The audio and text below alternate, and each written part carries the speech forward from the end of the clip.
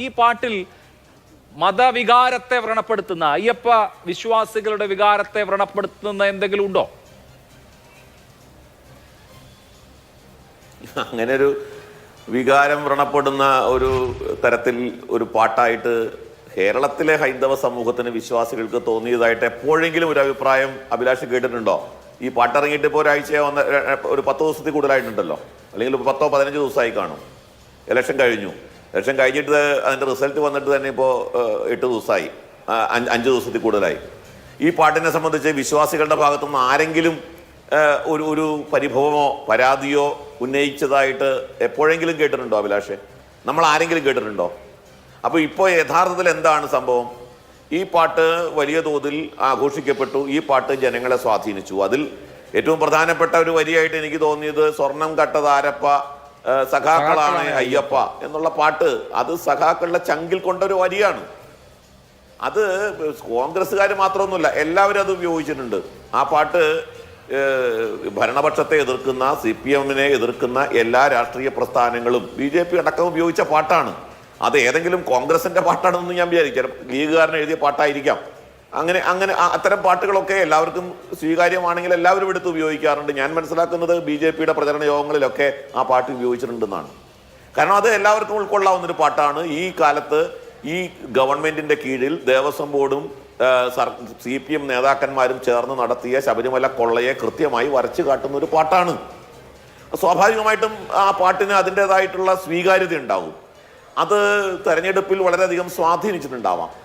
അത് മാത്രം സ്വാധീനിച്ചു എന്നൊന്നും ഞാൻ വിചാരിക്കുന്നില്ല. പക്ഷേ അത് വളരെ വലിയ തോതിൽ ജനങ്ങൾ സ്വീകരിച്ചു എന്നുള്ള കാര്യത്തിൽ സംശയമൊന്നുമില്ല.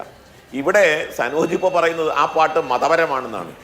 മതപരമായ എന്താണ് ആ മതപരമായ കാര്യം? അതിനകത്ത് മതപരമാണെങ്കിൽ അത് ആരെയാണ് വ്രണപ്പെടുത്തുന്നത് എന്നതിനെക്കുറിച്ചൊക്കെ കൃത്യമായിട്ട് സനോജ് പറഞ്ഞില്ല. ഇവിടെ ആരുടെ വിശ്വാസത്തെ വ്രണപ്പെടുത്തുമെന്നാണ് സനോജ് പറയുന്നത്.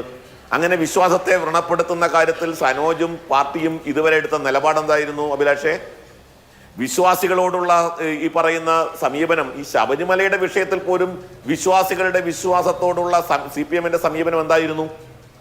ഇപ്പൊ ഇവിടെ നമ്മുടെ പത്തനംതിട്ട ജില്ലാ സെക്രട്ടറി രാജു അബ്രഹാമിന്റെ പ്രസ്താവന ഞാൻ കണ്ടിരുന്നു. ഈ പാട്ടിനെതിരെ, വിശ്വാസികളെ വ്രണപ്പെടുത്തുന്ന പാട്ടിനെതിരെ പരാതി കൊടുക്കുന്ന അദ്ദേഹത്തിന്റെ പ്രസ്താവന വന്നതായിട്ട് സോഷ്യൽ മീഡിയയിൽ കണ്ടു. ഞാൻ സോഷ്യൽ മീഡിയയിലാണ് കണ്ടത്. അത് ശരിയാണോ എന്നുള്ളത് അഭിലാഷിന്റെ ആ പ്രസ്താവനയൊക്കെ അഭിലാഷിന്റെ കയ്യിൽ എത്തിക്കാണല്ലോ. അദ്ദേഹം നിലപാടെടുത്തിരുന്നു, പരാതിയും കൊടുത്തു. അങ്ങനെ പറഞ്ഞതല്ലേ ഞാൻ സോഷ്യൽ മീഡിയയിൽ കണ്ട കാര്യം മാത്രം. അപ്പോ ഇത് എനിക്ക് അത് വായിച്ചപ്പോൾ ചിരിയാണ് തോന്നിയത്. കാരണം ശബരിമല യുവതീ പ്രവേശനവുമായി ബന്ധപ്പെട്ടുണ്ടായ ആ അഭിപ്രായ പ്രകടനങ്ങൾ അന്നത്തെ CPM നേതാക്കന്മാര്, മന്ത്രിമാര്, പിണറായി വിജയൻ അടക്കം വിശ്വാസികളെ പറഞ്ഞ അസഭ്യങ്ങൾക്ക്, പരിഹാസങ്ങൾക്ക്, അധിക്ഷേപങ്ങൾക്ക് കയ്യും കണക്കുണ്ടോ? ഏതൊക്കെ തരത്തിലാണ് വിശ്വാസികളെ വ്രണപ്പെടുത്തിയത്? ഏതൊക്കെ തരത്തിൽ? ഇവരുടെ കാളികൂളി സംഘങ്ങളൊക്കെ, SFI അടങ്ങുന്ന കാളികൂളി സംഘങ്ങളൊക്കെ ഏതൊക്കെ തരത്തിലാണ് വിശ്വാസികളെ, അയ്യപ്പ വിശ്വാസത്തെ, എന്തിന് നമുക്കറിയാം. ഇപ്പോഴും ഈ കഴിഞ്ഞ തെരഞ്ഞെടുപ്പിൽ പോലും M സ്വരാജിനെതിരെ ഉന്നയിച്ച ആരോപണമായിരുന്നു അത്. M സ്വരാജിന്റെ പ്രസ്താവന, ശ്രീമതി ടീച്ചറുടെ പ്രസ്താവന, അതേപോലെ പിണറായി വിജയൻ നടത്തിയ പ്രസ്താവന, ഈ പ്രസ്താവനകളൊക്കെ വിശ്വാസികളെ ഏതൊക്കെ തരത്തിൽ വ്രണപ്പെടുത്തിയതാ? ഇനി അതിനു മുൻപ് കഴിഞ്ഞ പിണറായി വിജയന്റെ കാലത്താണ്, സർക്കാരിന്റെ കാലത്താണ് നമ്മുടെ രവിവർമ്മ പുരസ്കാരം നൽകി ആദരിച്ചത്. ആരെ ആദരിച്ചതാ? MF ഹുസൈനെ ആദരിക്കാൻ ശ്രമിച്ചത്. എന്തിനു വേണ്ടിയിട്ടായിരുന്നു? ഹൈന്ദവ സമൂഹം വളരെ പവിത്രമായി അല്ലെങ്കിൽ ആരാധിക്കുന്ന സരസ്വതി ദേവി, പാർവതി ദേവി, ലക്ഷ്മി ദേവി, ഇവരുടെ ഒക്കെ നഗ്നചിത്രം വരച്ച, ആ നഗ്നചിത്രം വരച്ച് ആക്ഷേപിച്ച, അവഹേളിച്ച നഗ്നചിത്രങ്ങൾ ഒരുപാടുണ്ട്, ക്ഷേത്രങ്ങളിലടക്കമുണ്ട്. അതിനോടൊന്നും നമുക്ക് എതിർപ്പില്ല. പക്ഷേ ഒരു ക്ഷേത്രത്തിലും സരസ്വതിയുടെ ചിത്രം നഗ്നമായിട്ട് എവിടെയെങ്കിലും കാണിക്കാമോ?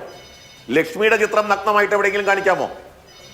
അതിനടിയിൽ ലക്ഷ്മി എഴുതി വെച്ചതായിട്ട് കാണിക്കാമോ? പക്ഷെ ഇവിടെ അങ്ങനെ സരസ്വതിയുടെയും ലക്ഷ്മിയുടെയും ചിത്രം വരച്ചു വെച്ച് അതിനടിയിൽ പാർവതി ദേവി, ലക്ഷ്മി ദേവി, സരസ്വതി ദേവി, സീതാദേവി എന്നൊക്കെ വരച്ച് നഗ്നചിത്രം വരച്ച ആൾക്ക് അവാർഡ് കൊടുത്ത പാർട്ടി പറയുകയാണ് ഞങ്ങൾ വിശ്വാസികൾക്കൊപ്പമാണ്, ഞങ്ങൾ വിശ്വാസത്തെ വ്രണപ്പെടുത്തുന്നതിനെ ചോദ്യം ചെയ്യുന്ന.